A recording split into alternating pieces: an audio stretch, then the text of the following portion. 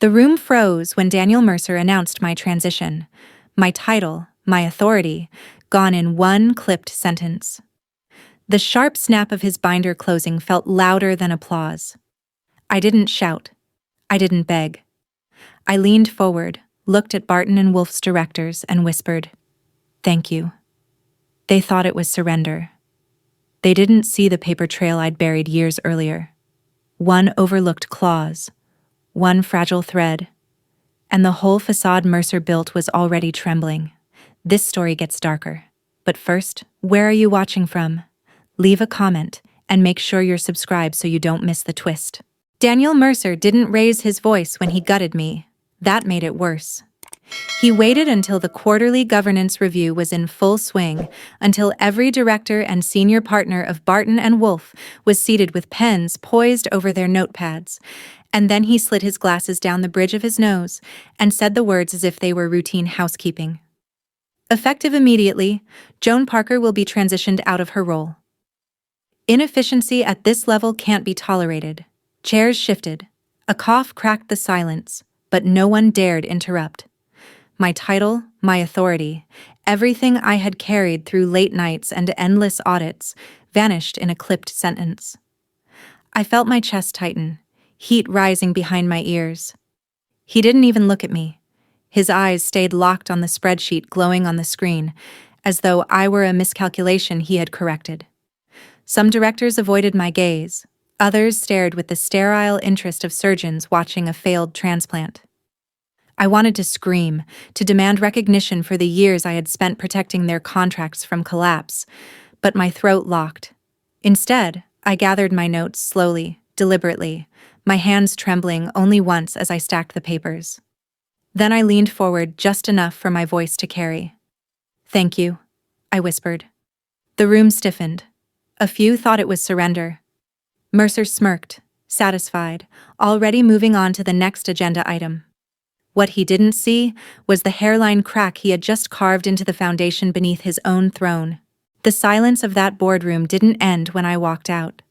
It followed me into the elevator, into the street, into the corner of my apartment where the blinds hung crooked and the carpet still smelled of coffee I'd spilled weeks earlier. I replayed Mercer's words again and again. Inefficiency at this level can't be tolerated, as if they were a verdict stamped into stone. Yet beneath the sting of humiliation, a sharper memory surfaced, one I had buried during budget cuts 2 years earlier when Barton and Wolf was one regulatory fine away from collapse. That was the night I stayed in the office until dawn, drafting a different kind of survival plan, one that didn't rely on executives who chased headlines instead of truth. While Mercer slept in his penthouse, I pulled together the framework for our compliance architecture and filed it under a separate legal entity I created, Ironclad Integrity LLC. It was a desperate act at the time, born of fear that the partners would strip resources until the backbone snapped. I tucked a clause into the contract that looked so ordinary no one would notice. In the event of oversight termination or funding withdrawal, all audit authority would revert to the original author until reintegration. I was that author. My LLC was the gatekeeper. The directors had signed without blinking. They wanted quick fixes and trusted me to handle the paperwork. They never imagined the paperwork could handle them. As Mercer basked in his little victory, I sifted through folders stacked on my kitchen table, contracts annotated in red, audit checklists stained with ink, legal approvals that bore the careless scrawl of partners who had never read beyond the summary page. Each signature was proof that they had ceded control, not to Barton and Wolf, but to me. That detail had slept quietly in a drawer, waiting for a trigger. Mercer had just pulled it. The irony tightened my throat with something close to laughter. He believed efficiency meant erasing me. He didn't know that his erasure had activated the clause that placed the firm's compliance lifeline squarely back in my hands. The humiliation from the boardroom still throbbed, but now it mixed with certainty. I wasn't a discarded director. I was the legal custodian of every federal filing, every audit cycle, every contract that kept Barton and Wolf alive. Without my authorization, nothing moved. They thought they had clipped my wings. What they had really done was lock themselves inside a cage only I could open. I leaned back, the lamp buzzing faintly above my head, papers spread like a battlefield across the table. I felt the weight of years pressing against me, but also the spark of leverage. The system was theirs in name, mine in law. And systems this fragile don't need fire or fury to collapse. Just one overlooked clause, one forgotten signature, one quiet push. 9 days after my demotion, the board gathered again, this time for what should have been a routine quarterly compliance submission to federal regulators. The auditorium was polished to a mirror shine, projectors humming, directors seated in their tailored suits, while Daniel Mercer walked in with the swagger of a man certain of his control.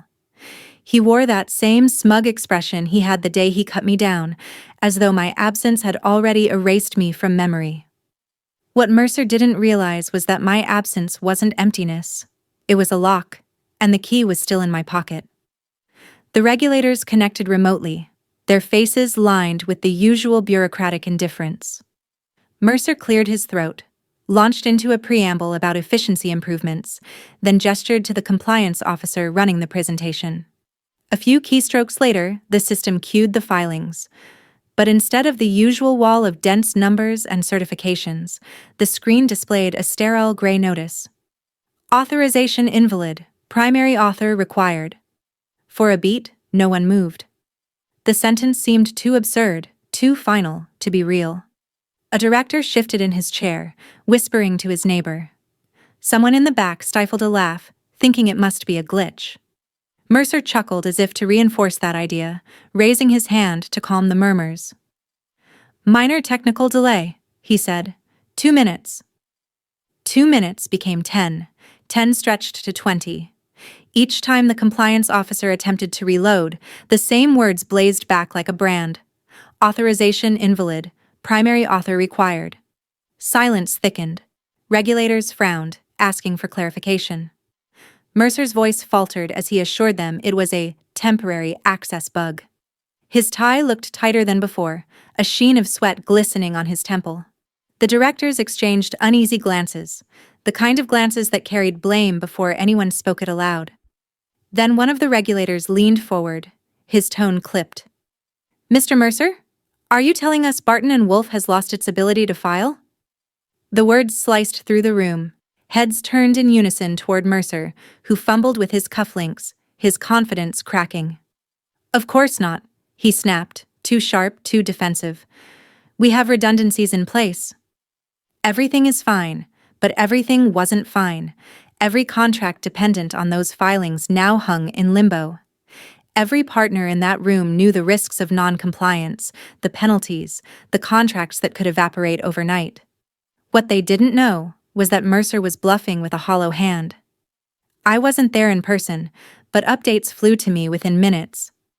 My phone lit with messages from former colleagues still tied to the compliance Slack. "System won't let us through," Maya typed. Greg added, "Regulators are pressing hard.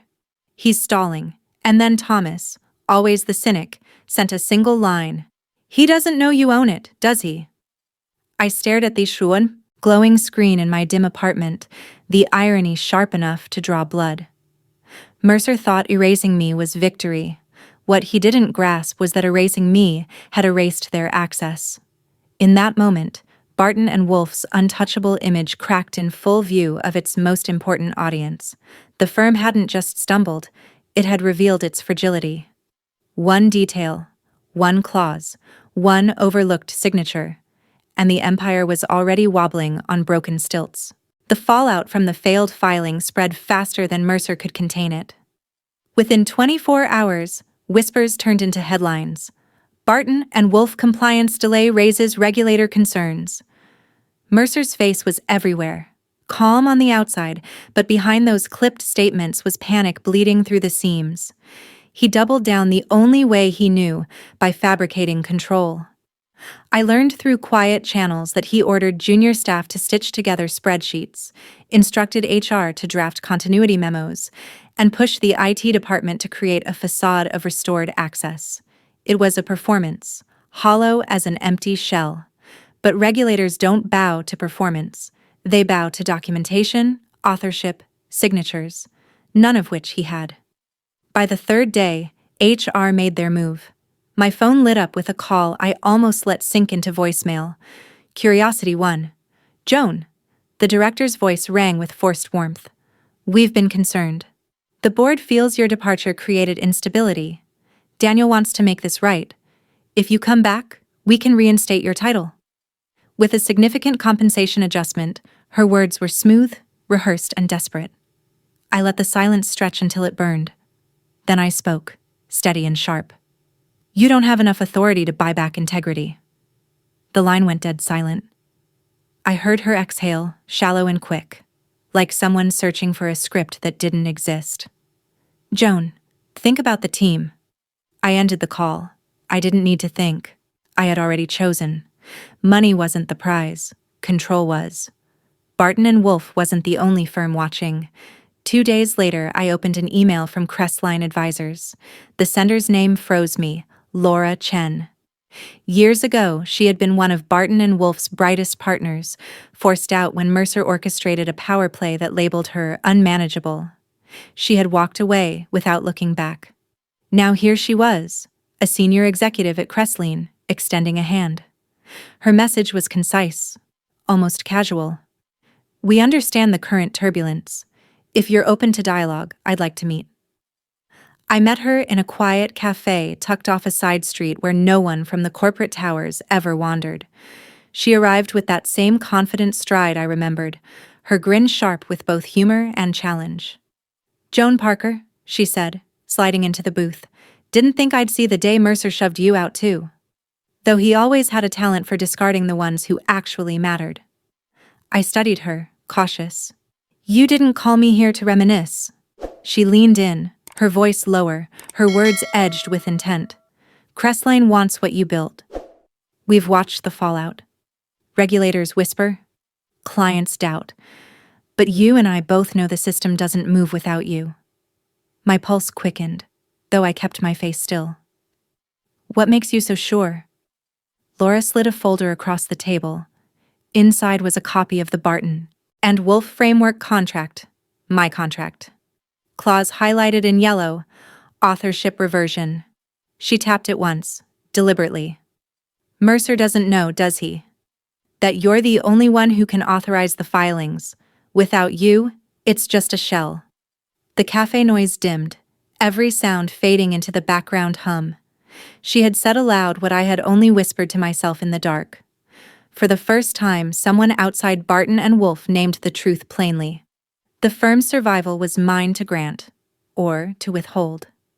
I closed the folder, steadying my breath. Mercer's cover-up wasn't saving him. It was only accelerating the collapse, and now, I wasn't alone. It took less than a week for Mercer's carefully staged illusion to collapse under its own weight. The regulators, already uneasy after the failed filings, demanded a second round of submissions. Mercer assured the board it was under control, that his continuity measures had stabilized the process. Headlines echoed his confidence. Barton and Wolf restores compliance systems. I sat in my apartment, watching the theater unfold with a bitter smile. Stability built on forged spreadsheets and hollow signatures was not stability at all. It was dry paper waiting for a single spark. That spark came on a Wednesday morning, 9:17 a.m. sharp. Regulators initiated the audit portal. The system froze. A single message blinked across every connected screen. Authorization invalid. Primary author required. Not once. Not twice. Continuously. Meeting rooms filled with murmurs. Phones lit up as partners scrambled to call clients. Within an hour, the truth was impossible to deny. Barton and Wolf had not restored compliance. Barton and Wolf had no compliance. Mercer tried to bluff. He called an emergency meeting of directors and partners, pacing at the head of the table with sweat gathering at his collar. "We've been sabotaged," he barked. "This is a technical glitch orchestrated to damage us." But his voice wavered, and the board's patience had already thinned to threads. One director leaned forward, voice like a blade. "Prove it. Show us the authorization logs." Another added, "If this is sabotage, produce evidence." Mercer stammered, tugging at his cufflinks, avoiding the screens. He had nothing. Every fabricated spreadsheet, every forged memo, every false assurance collapsed in that moment. The regulators released a formal notice: Barton and Wolf's filings invalid, federal contracts suspended pending resolution. Phones that once rang with opportunity now rang with cancellations. Clients froze negotiations. Partners whispered openly of breach. By noon, the stock had begun its plunge, a free-fall broadcast live across the ticker scrolling the financial district. In my apartment, messages flooded in from the team I had once led. Maya, it's over. They can't access anything, Greg. Bored in chaos. Mercer's losing it. Thomas, they finally see the truth. Each ping was a drumbeat of inevitability. The empire Mercer had strutted into with arrogance was cracking, not in secret, but in front of the very audience whose approval he had courted most. Regulators, investors, clients, and his own directors. That afternoon, the board convened a closed-door emergency session. Word traveled fast.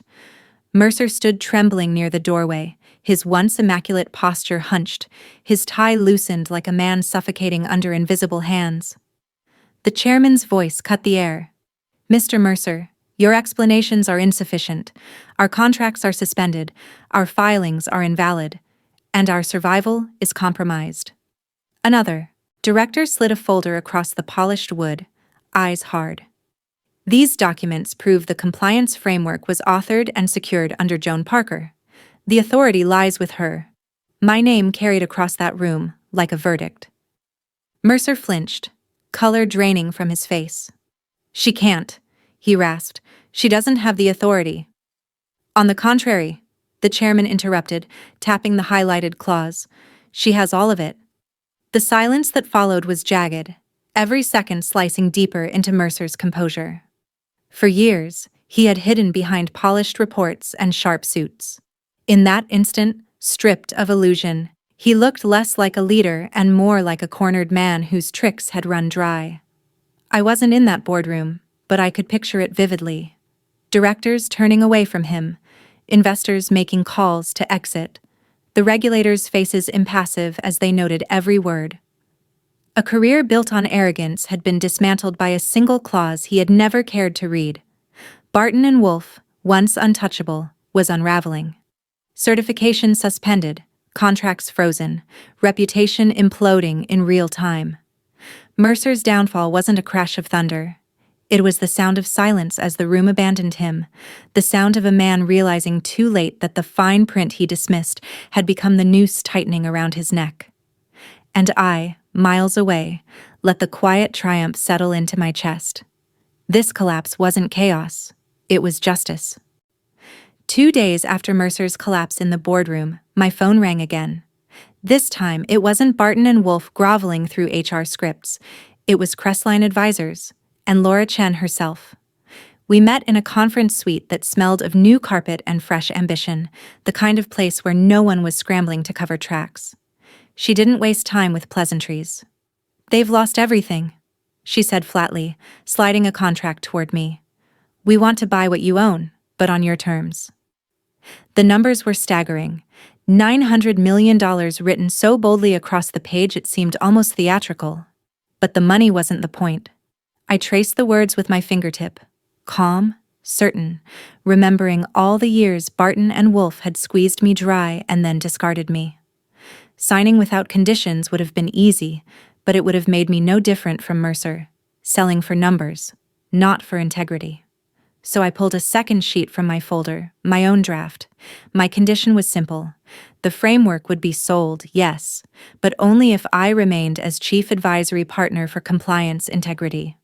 Not an employee to be silenced, not a pawn to be discarded, but the guardian of how the system was used. Laura's eyes flicked over the clause, then back to me. A slow smile spread across her face. "Protecting your work even after you walk away," she said. I should have expected nothing less. I signed with steady hands, the weight of the pen a liberation I had earned. It wasn't the $900 million that lifted me. It was the knowledge that Barton and Wolf could no longer twist my framework into a hollow performance. For the first time in years, my work was mine again. And this time, I chose who deserved it. The press conference was the final scene of a collapse that had begun with one careless sentence in a boardroom. Cameras flashed in a frenzy as Barton and Wolf's downfall was broadcast across every major outlet. At the edge of the stage sat Daniel Mercer, pale and hollow, his tie loose, his shoulders caved inward as if the air itself had abandoned him. The man who once smirked as he stripped me of authority now avoided every lens, shrinking from the spotlight he had once craved. Reporters barely glanced at him. Their attention shifted to me, standing steady at the podium, contract in hand. The words, "Crestline Advisors secures compliance rights for $900 million, scrolled across news tickers before I even spoke. I didn't gloat. I didn't need to. My presence was enough.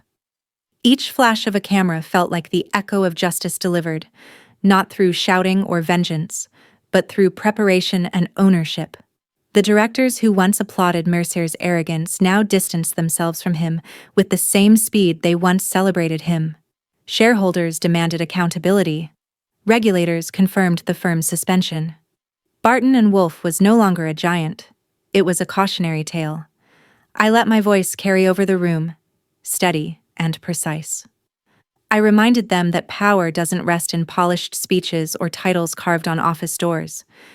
Power rests in authorship, in the fine print no one bothers to read until it's too late. Mercer ignored it, and it destroyed him. As I stepped away from the podium, I felt no weight of humiliation, no trace of doubt. Only clarity. They tried to erase me. Instead, I wrote the ending myself. And the moral was undeniable. In corporate governance, integrity is the sharpest weapon of all. When Mercer stripped me of my role at Barton and Wolf, it felt like an execution carried out in silence. I had given years of my life to building the compliance framework that kept the firm alive through audits and federal contracts, only to be dismissed as inefficient. The humiliation was sharp, but it revealed something deeper than one man's arrogance. It exposed a systemic flaw that had been there all along. Executives who dismiss the details because they believe power lies only in titles and perception. Mercer thought control was about commanding the room. In truth, it was hidden in the fine print he never cared to read. That is the real lesson of this story. Corporate systems often appear invincible. Polished reports, confident leaders, glass towers projecting stability. Yet beneath that surface, one overlooked clause, one neglected safeguard, can unravel the entire illusion. My revenge was not an act of sabotage. It was the natural consequence of a system too arrogant to respect the architecture holding it together. Mercer's downfall was inevitable, not because I sought it, but because the foundation he claimed to control had never belonged to him. He lost his position, his reputation, and the firm itself, all because he underestimated the quiet power of integrity and authorship. I walked away, not only with a contract and a new role at Crestline, but with clarity. Fragility hides inside every empire, waiting for arrogance to trigger its collapse. How to get started today. 1. Document your work with precision. Authorship is protection. 2. Never dismiss the small details. Contracts and clauses carry real power. 3. Watch for systemic blind spots leaders ignore and prepare accordingly. What do you think? Have you ever seen arrogance crack a system from within? Share your story in the comments, and don't forget to like and subscribe so others can learn from this.